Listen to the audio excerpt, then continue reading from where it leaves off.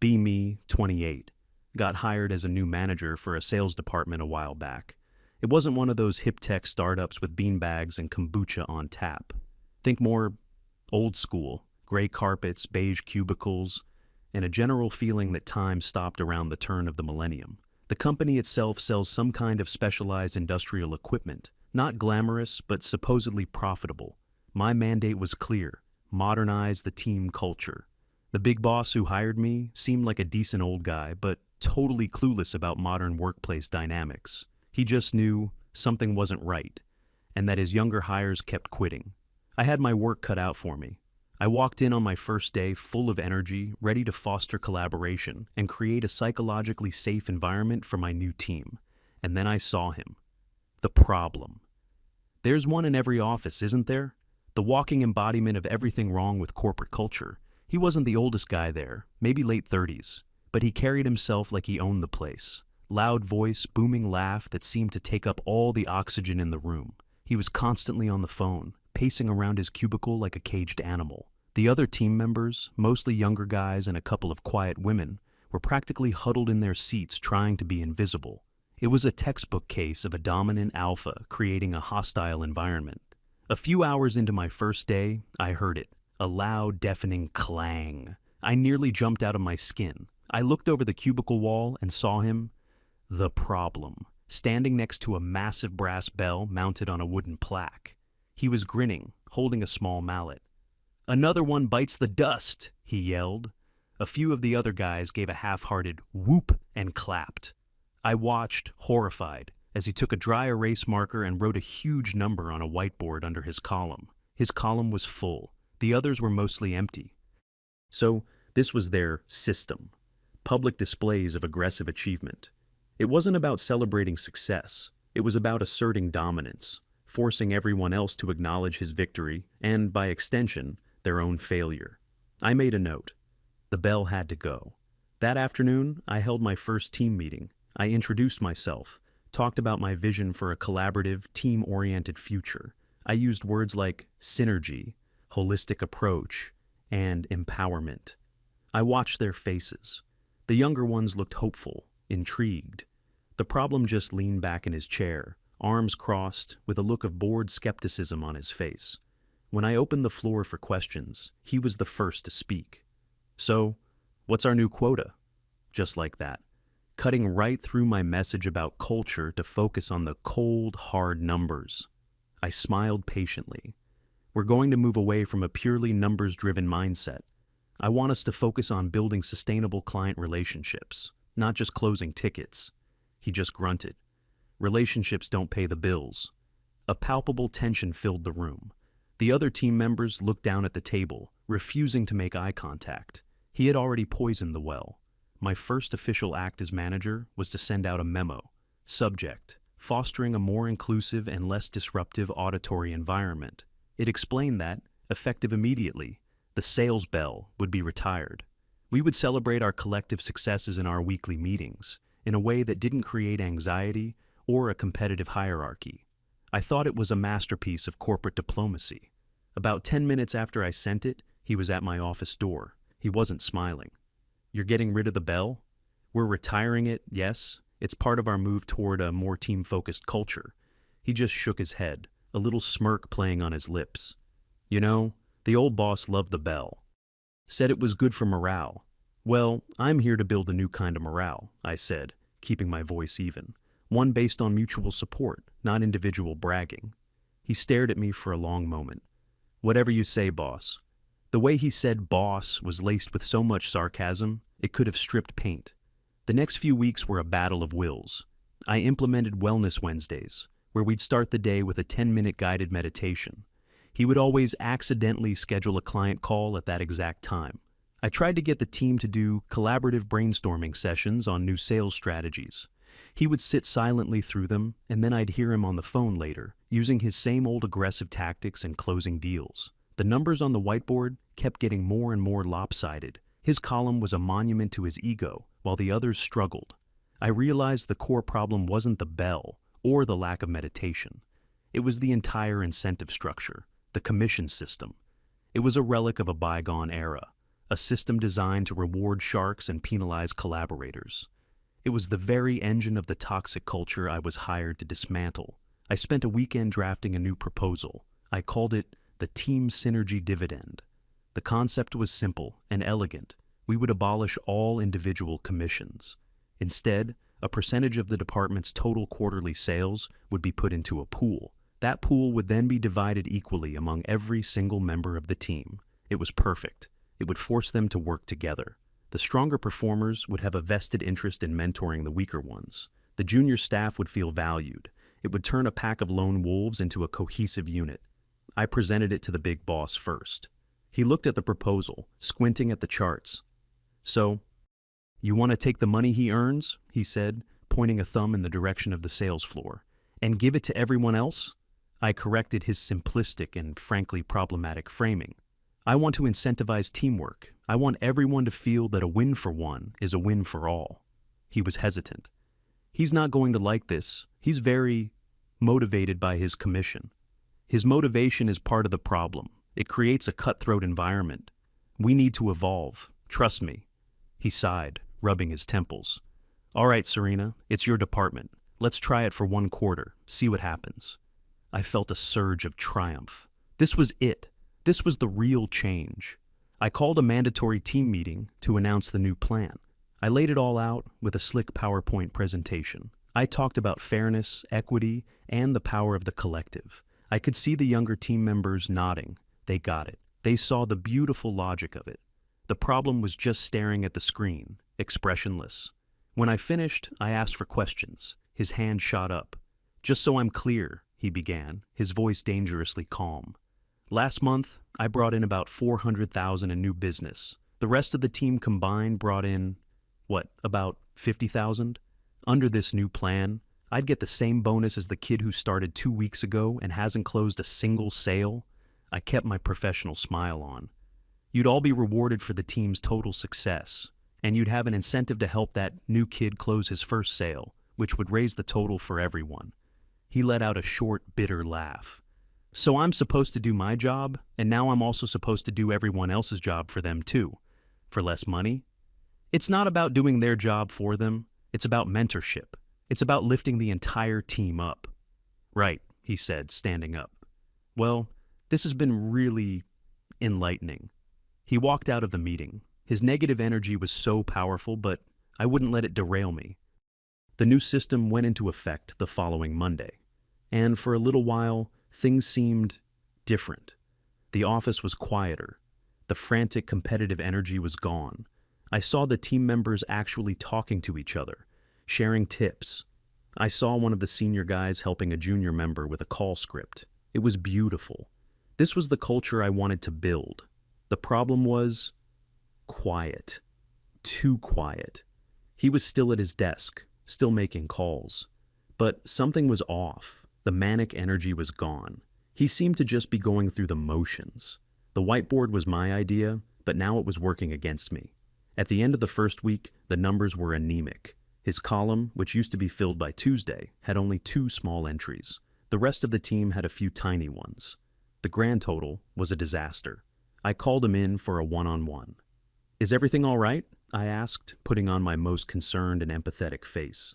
"I've noticed a significant drop in your output since we implemented the new dividend plan." He just looked at me. "I'm working my 40 hours. I'm taking my lunch break. I'm contributing to the team. But your numbers? I'm focusing on high-quality, sustainable interactions now," he said, throwing my own words back at me. "Building those relationships. You said it yourself. It's not all about the numbers." He was weaponizing my own philosophy against me. The level of passive aggression was off the charts. It was one of the most toxic things I had ever experienced. I told him that while I appreciated his commitment to the new culture, we still needed him to perform. The team was looking to him for leadership. "They don't need my leadership. They have yours," he said, then got up and left my office. The month dragged on. The total sales numbers were abysmal. The collaborative spirit I'd seen in the first week had curdled into a kind of quiet panic. The team members were trying, but they just didn't have his aggressive instinct. They couldn't close. They were great at the building relationships part. They'd have lovely long conversations with potential clients. But when it came time to ask for the sale, they'd falter. I had to do something. I decided to lead by example. I got a list of old cold leads and started making calls myself. I used all the techniques: active listening, validating the client's feelings, building a rapport based on shared values. It was exhausting. I spent 3 hours on the phone and managed to schedule one follow-up meeting for the next quarter. I came out of the conference room, drained from all the emotional labor, and saw him at his desk, just staring into space. I looked at the whiteboard. He had added one new sale. It was bigger than anything the rest of the team had done all month, but it was a fraction of his usual output. He wasn't failing. He was quiet quitting, deliberately sabotaging my new system from within. This was worse than his old loud aggression. This was a quiet, insidious form of masculine toxicity. The refusal to participate, the strategic withdrawal of effort, all designed to make me look bad and prove that his old, brutish ways were superior. The end of the quarter was approaching, and we were projected to miss our target by a historic margin. The big boss was starting to send concerned emails. The team synergy dividend pool was looking more like a team synergy puddle. Morale was at an all-time low. The quiet, collaborative office I had created now just felt dead. I knew what had to happen. The problem wasn't the system. The system was perfect. The problem was him. He was a cancer in the heart of my team. His refusal to get on board was dragging everyone else down. His silent protest was louder than the old bell had ever been. For the health of the team, for the future of this department, the cancer had to be removed. I started documenting everything: his lack of engagement in meetings, his failure to contribute to the new collaborative environment, his underperformance relative to his own historical benchmarks. I was building a case, not to punish him, but to save the team from his toxic influence. The final straw came during what was supposed to be a major client call. It was a huge potential deal, and I decided that the entire team should be on the call, at least in listening mode, as a learning experience. A younger, promising salesman was leading the call, using the new, empathy-first script I'd written for him. The client was a gruff, old-fashioned type, the kind the problem usually handled. The young salesman was doing his best. So, what are the pain points you're experiencing that we can help you unpack? There was a silence on the other end of the line. Pain points? Son, I just need to know if your machine can handle 5,000 units an hour without overheating. Can it or can't it? The young salesman stammered. Well, let's explore the feelings behind that need for efficiency. It was painful to listen to. Suddenly, the problem, who was supposed to be silent, unmuted his mic. It can handle 6,000, his voice boomed, and we can have it on your floor by the 15th. Send over the PO. Another silence. Then the client said, "Good, done," and hung up. The problem had just hijacked the call. He'd undermined the young salesman, ignored my entire methodology, and used his aggressive, domineering tactics to close the deal. He hadn't just closed a sale. He had proven that he was completely unmanageable. He refused to respect my leadership or my vision. In that moment, he sealed his own fate. I let the team have their little celebration. They were just happy to see a big number on the board. They didn't understand the damage that had just been done to our culture. But I did, and I knew what I had to do. The next morning, I called him into my office. I had the HR paperwork already prepared on my desk. I decided to get straight to the point. No need for the corporate doublespeak he despised so much. "This isn't working out," I said, my voice calm and firm. He just looked at me, not surprised in the slightest. He almost seemed relieved. "Yesterday's call was a clear example of insubordination," I continued. "You completely undermined a junior team member and disregarded the communication protocols we've been working so hard to establish." He had the audacity to shrug. "I got you the sale, didn't I? It's the biggest one this quarter." This was the core of his toxic mindset. Results over people. Ends justifying the means.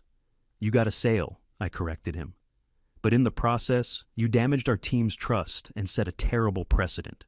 We are building a culture of collaboration here. Your lone wolf approach is fundamentally incompatible with that vision." He leaned forward slightly. "Let me get this straight. You're firing me for doing my job too well?" The sheer arrogance. The inability to see beyond his own ego. "I'm terminating your employment because you have consistently refused to adapt to the new direction of this team. You've actively resisted our efforts to create a more supportive and equitable workplace. It's not about your numbers, it's about your attitude. He stood up, not angry, just resigned. All right, that was it. No yelling, no pleading, just a quiet acceptance that made my skin crawl. It felt like he knew this was coming, like it was all part of some calculated game. HR will be in touch regarding your final paycheck and severance, I said, trying to regain my sense of authority. He walked to the door, then paused and turned back to me. Good luck hitting your numbers, boss. And then he was gone. A wave of relief washed over me. The tumor was excised. The source of the toxicity had been purged. I walked out to the main sales floor. Everyone was quiet, pretending to be busy. They had obviously heard everything. I clapped my hands together to get their attention. All right, team, let's huddle up. They gathered around my desk, looking like nervous sheep. I know this is a big change, I started, infusing my voice with optimism. But it's a necessary one. We are now free to build the culture we've been talking about, without any negative influences holding us back. This is day one of a new era for Harrison Industries. I looked at their faces, expecting to see relief, even joy. Instead, I saw fear. It was then I realized the true extent of the damage he had done. He hadn't just dominated them, he had created a dependency. They had used him as a crutch for so long, they had forgotten how to walk on their own. This is our chance to prove that our methods work, I declared. That empathy and collaboration are more powerful than aggression and ego. Let's get to work. The first day was quiet, eerily quiet. The absence of his booming voice on the phone created a vacuum, but I was confident. This was just an adjustment period. The next morning, the first email arrived. It was from the client on the call he had hijacked, the one he'd secured for us right before I fired him. Subject, purchase order. Hi, Serena, was just informed about the staffing change. Unfortunately, our agreement was contingent on having him as our account lead. We'll be withdrawing our PO, best, etc. I stared at the screen. Contingent? That was ridiculous. Our contracts were with the company, not with an individual employee. This was unprofessional. I explained to the team that this was just a minor setback.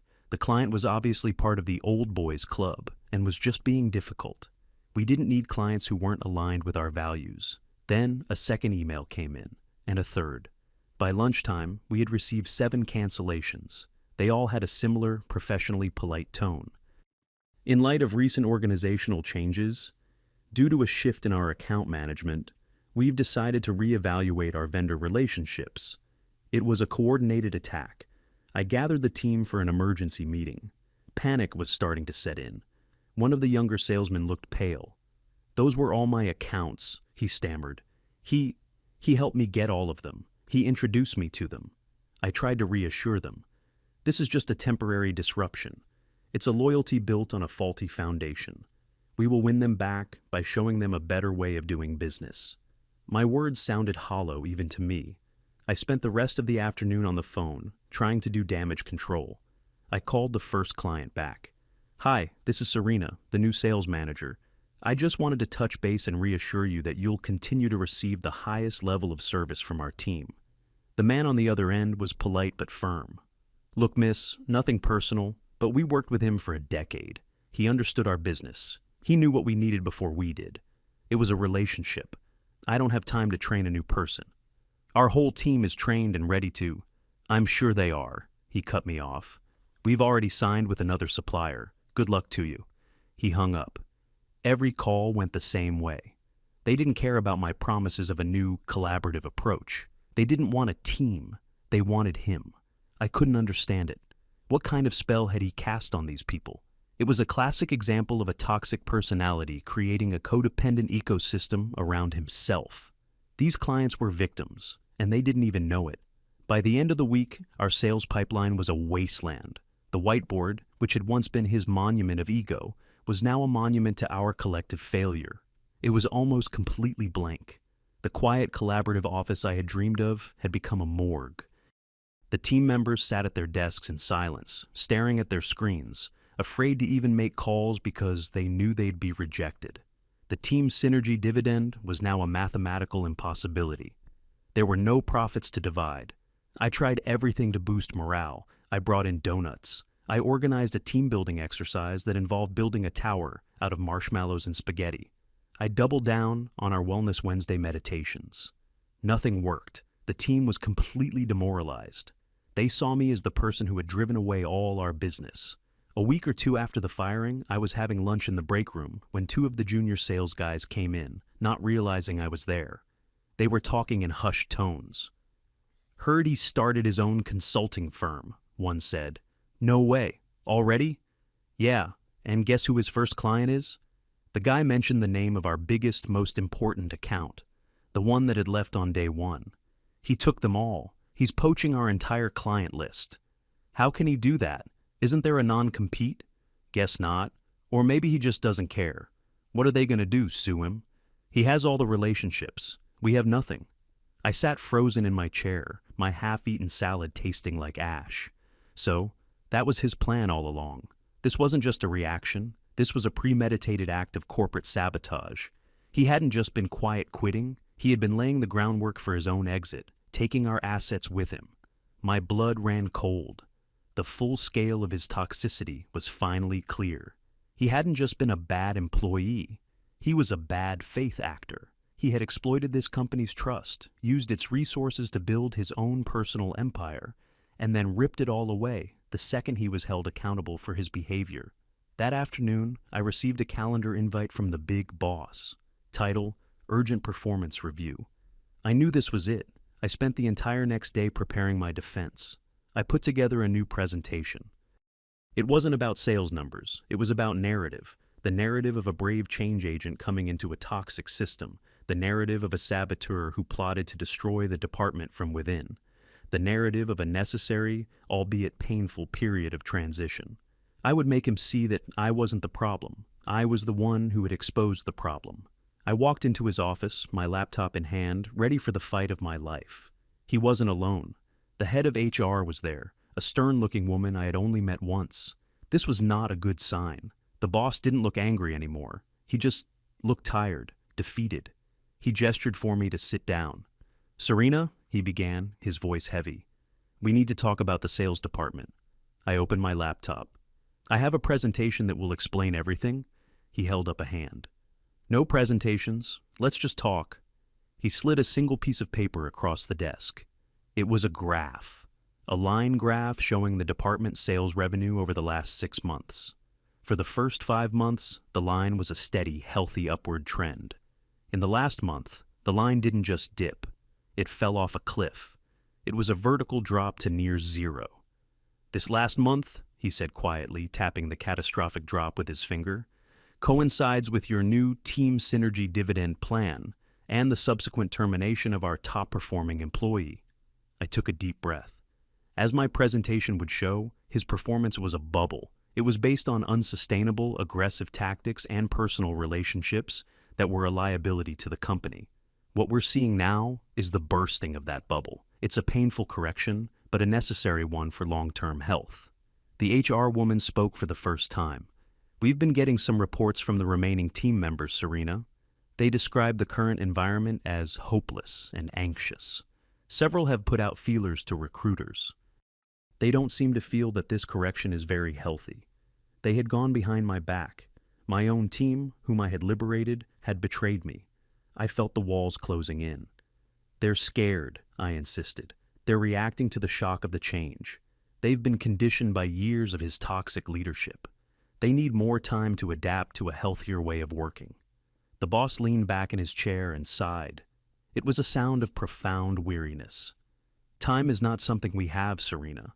Our Q3 projections are a disaster. The board is calling me every day. We're in crisis mode." He looked at me, and for the first time, I saw real anger in his eyes. "You came in here with all your theories and your buzzwords. You dismantled a system that, for all its flaws, worked. It produced results, and you replaced it with this. A department that doesn't sell anything." He paused, letting the words hang in the air. "I made a mistake," he said, his voice dropping to a near whisper.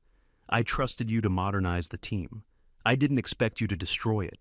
I sat there, stunned into silence. Destroy it? I was trying to save it. I was the one who had the courage to stand up to the source of the rot. With all due respect, I began, my voice trembling slightly. The department was already broken. It was a cult of personality built around one toxic individual. I tried to democratize it, to make it sustainable. Sustainable? He scoffed, the politeness gone from his voice. We've lost 80% of our client base in 3 weeks. We're projected to lose money this quarter for the first time in 15 years. You call that sustainable? I looked at the HR woman for support, but her face was a neutral mask. She was just an executioner. He sabotaged us, I insisted, my voice rising. This was a coordinated attack. He convinced our clients to leave. This isn't a failure of my strategy. It's a testament to his disloyalty and unethical behavior. The boss actually laughed. A short, harsh, humorless sound. Unethical? He built relationships over a decade. He gave them good service and they trusted him. When he left, they followed him. That's not unethical, Serena. That's just business. A part of business you clearly don't understand. Every word was a blow. He was twisting the narrative, reframing the bully's actions as sound business practice. He was blaming me, the whistleblower. The HR woman cleared her throat, a signal that the conversation was over. Serena, I think it's clear that there's a fundamental misalignment between your management philosophy and the commercial needs of the business, she said in a dry, rehearsed tone. As such, we've decided to go in a different direction. Your position has been eliminated, effective immediately. It was exactly the same corporate speak I had used on him. The irony was suffocating. I just sat there, my mind blank. My presentation, my defense, my vision, it all amounted to nothing. They didn't want a visionary. They just wanted the numbers. They had me escorted back to my desk by a security guard. A security guard, as if I were a criminal. The team wouldn't look at me. They just stared at their monitors as I packed my few personal belongings into a cardboard box. My world's best boss, probably mug. My little succulent plant. A framed picture of my cat. The entire walk of shame to the elevator, I could feel their eyes on my back. Not with sympathy, but with what felt like resentment. I had promised them a new, brighter future, and all I delivered was chaos and unemployment. I spent the next few weeks in a daze. My professional world had collapsed. My LinkedIn profile, once a monument to my progressive management style, now felt like a joke. I started applying for other jobs, but the market was tough. Recruiters would get to the part about my last role and ask the inevitable question. So, why did you only last 1 quarter at Harrison Industries? I tried to spin the story. Creative differences. A strategic realignment. The company wasn't ready for transformational change. They could smell the failure on me. One afternoon, out of a morbid curiosity that I couldn't resist, I looked him up online. It wasn't hard to find him. He had launched a website for his new consulting firm.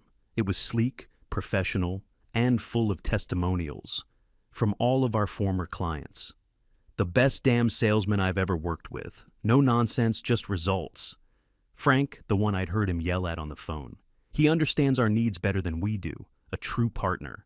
Switching to his new firm was the easiest business decision I've made all year. Reading them made me physically ill. They were all praising the very behavior I had identified as toxic. The aggression, the refusal to engage in emotional labor, the hyper-focus on results. They didn't just tolerate it, they valued it. They paid him for it. The About Us section of the site had a picture of his new team. It was him, standing with 3 other people in front of a shiny new office building. I recognized them. 2 were the other senior salesmen from my old team, who had been quietly supportive of my changes. The 3rd was the most promising junior salesman, the one he had undermined on that final call. They were all smiling. They looked happy. He hadn't just taken the clients, he had taken the talent too. He'd gutted the entire department, leaving behind only the dead weight. My liberated team hadn't betrayed me by going to HR. They had betrayed me by rejoining their captor. It just didn't make any sense. My entire worldview, my understanding of how a modern, healthy workplace was supposed to function, was shattering. A month or so later, I was scrolling through a job site when I saw a posting. Sales manager, Harrison Industries. They were hiring my replacement. I read the job description, my heart pounding. Seeking a results-driven, high-energy sales manager to lead and motivate a dynamic sales team. The ideal candidate will have a proven track record of exceeding aggressive sales targets and will thrive in a fast-paced, competitive environment. They had used all the trigger words: results-driven, aggressive, competitive. It was a complete reversal of everything I had stood for. They weren't just replacing me, they were erasing me. They were actively seeking out another version of him. The last line of the description was the final insult. Responsibilities include fostering a high-performance culture and managing the department's victory bell traditions. They were bringing back the bell. I closed my laptop and just sat there in the dark. I had been so sure, so absolutely certain that I was on the right side of history. I was bringing enlightenment to the cavemen. I was creating a better world. But what if the cavemen didn't want to be enlightened? What if they were happy in their cave? What if they liked the competition, the aggression, the loud, clanging bell? What if everything I believed about male toxicity in the modern workplace was just wrong? No, that couldn't be it. I was right. My philosophy was sound. The system was the problem. The world was the problem. It just wasn't ready for me. It was still rewarding the bullies, the aggressors, the men who refused to evolve. He hadn't won. He had just successfully exploited a broken system. And I was just a casualty of a culture war I was trying to win for everyone.